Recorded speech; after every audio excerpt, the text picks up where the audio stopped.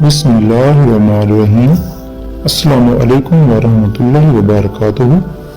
دوستو، آج کی اس ویڈیو میں ہم آپ کو بتائیں گے اللہ تعالیٰ نے کون سی چیز کس دن پیدا کی۔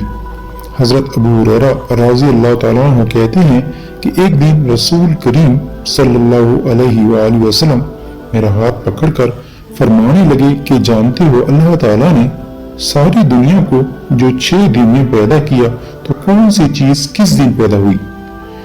تو حضرت ابو ہریرہ نے فرمایا اللہ تعالیٰ اور اس کے رسول بہتر جانتے ہیں۔ تو حضور کریم صلی اللہ علیہ وسلم نے فرمایا سنو، بعض چیزوں کے متعلق میں آپ کو بتاتا ہوں۔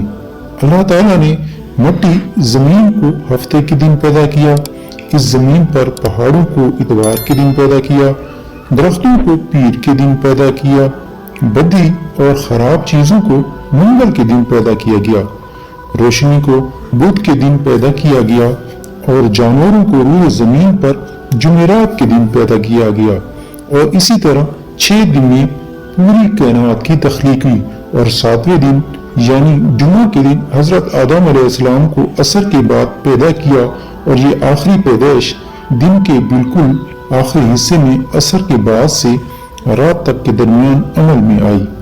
جزاکم اللہ۔